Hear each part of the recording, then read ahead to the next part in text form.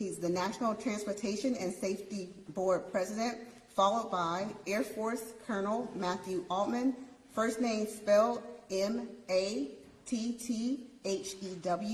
last name Altman, A-L-T-M-A-N. He's the Joint Base Langley Eustis Installation Commander. And with that, Mr. Box.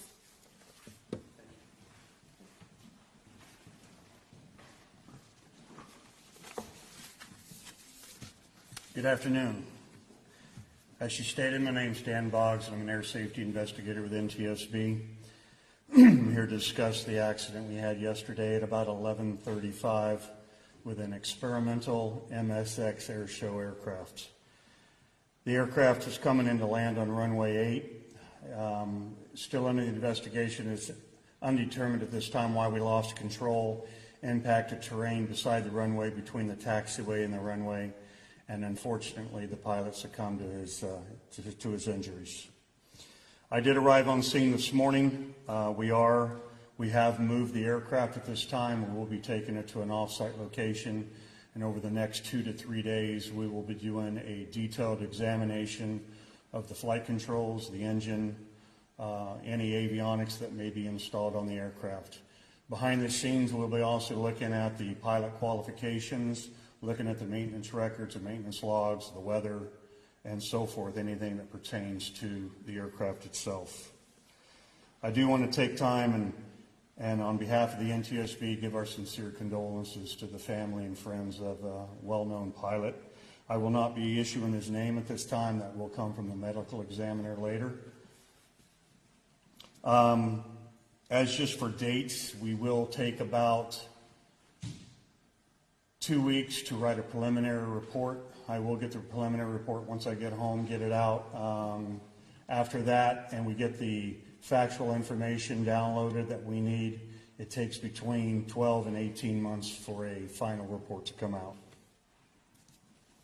I do absolutely want to thank the cooperation of the Langley Air Force Department here. I tell you, it was just top notch. The colonel and his team, I couldn't be happier with. Every support aspect, from removing with heavy equipment, the professionalism, and just the team of officers that I spoke to all day today has just been top level. At that time, as it pertains to the rest of it, I would like to turn it over to the colonel, please.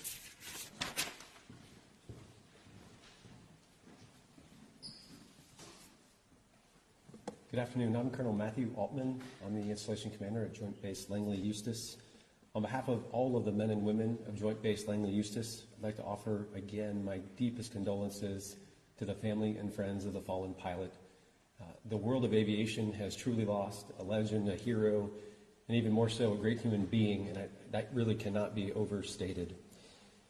Team JB Elite continues to support the NTSB investigation and the family of the fallen pilot as best as we can.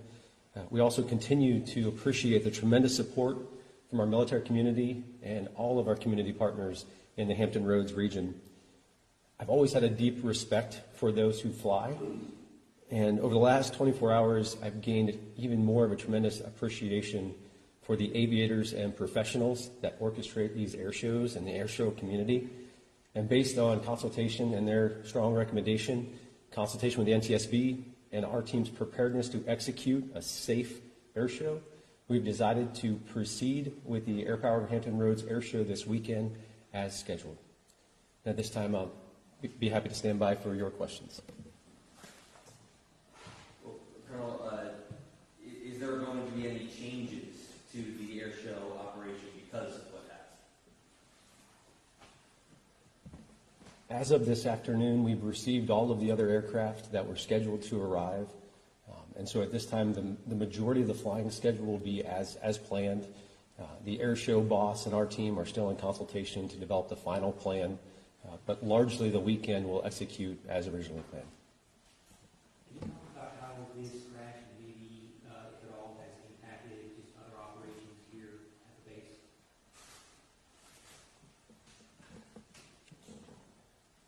At the time of the crash, our airfield was closed in preparation for the STEM event that we orchestrated today and the air show. So largely, our military operations were not impacted.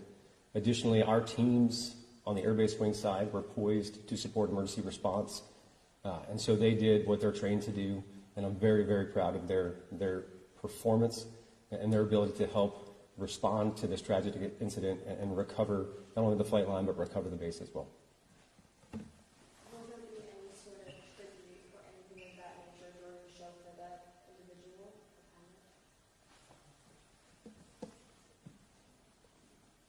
This pilot's loss, as everyone can appreciate, has been felt deeply by the entire aviation community and especially all of the performers that were here. It's a very close family. So every single one of them, I'm sure, will pay tribute and pay homage in their own special way. At this point, it's too early to determine if there's going to be a formal element. Clearly, this loss will be on all of our minds and on all of our hearts, and we'll always all be thinking about his family throughout the weekend. And so not only do we hope that this air show is yet again a great opportunity to welcome in the community and still celebrate the joy of air power and the promise of air power and all the inspiration that brings, but we do hope that it's also a tribute to his legacy and really his wizardry in the air. Mr. Hawes, can you tell us, was he, the pilot, was he on the straight-in approach when he was attempting to land? Yes, he was just coming in just for a normal landing. There was no acrobatic maneuvers or nothing planned at that time. Just coming in, I think he was going to have a debriefing later of what today was going to involve. And was there any impediments on the runway or anything at the time, weather related? No, not at all. I know the ETSB has four types of investigations that they can do. They do aircraft investigation. Can you say what class or what type of investigations? Yeah, so generally, like a Class 4 investigation may be an example of a pilot that admits fault. You know what? I forgot to put the landing gear down. My fault. The airplane is fine, and we will do an investigation, but it'll be a Class 4, and we just take the general data, and it's a data gathering. And the next one is a little bit higher up, a Class 3, which would be a limited investigation that there's a little bit more substantial damage to either the aircraft or serious injury to the pilot, where maybe the main structure, the main spars, something of the main components are damaged. A higher level Class 3, which is a fatal accident like we have here today, we launch on those. We launch on every one of them. We always have an investigator on scene as quickly as they could make it here. And then you have a field major, which can be a partial board launch up to a full board launch. And then we have a major accident, which involves something with a Class 121 operator, a Delta United, something of that level, which is a full board launch. Would you know yet which this is going to be? This is going to be a higher Class 3, a fatal field. Can you tell us more about the aircraft itself? The aircraft's a single engine, single seat, really specifically built and designed for air shows. It's the pilots that fly in air shows love the power that comes out of the engine. It's usually 350 horsepower, almost double what you would have on a normal small aircraft that you see flying around.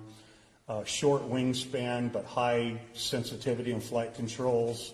For snap rolls and flips and rolls, it's just an all-around stunt airplane, and it's just well respected in the air show community.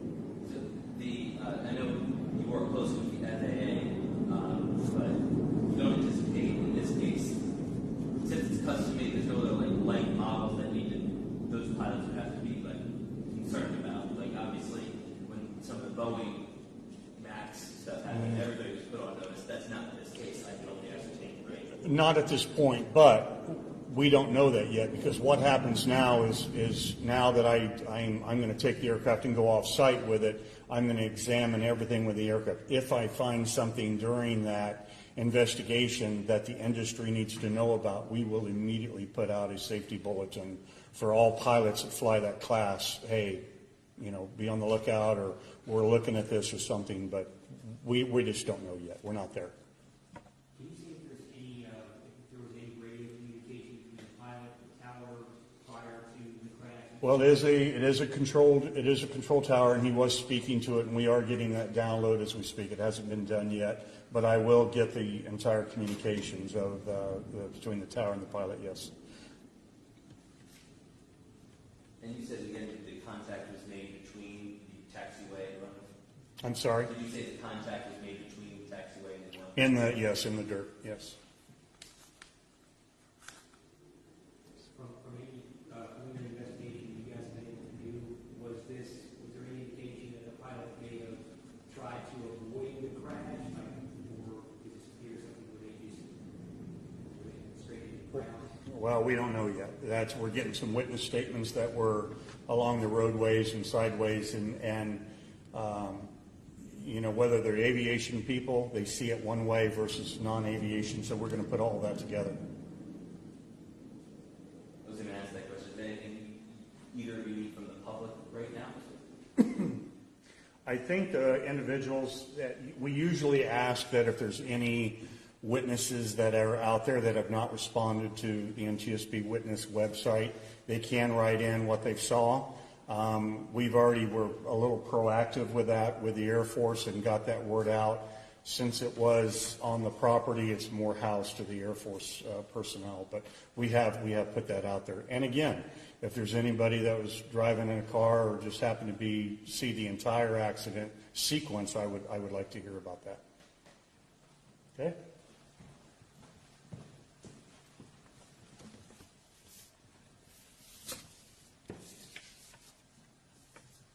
Okay. Ladies and gentlemen, thank you for joining us today at this press conference. We thank you for your attendance. I will be sure to get any responses to any of your questions. If you have additional questions and follow-up, you can definitely contact our Public Affairs Office or send it to our media inbox.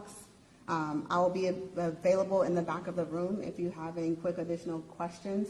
The questions that I can answer are questions about the air show, about the base specific, not about the accident or the investigation. With that, thank you and have a great day.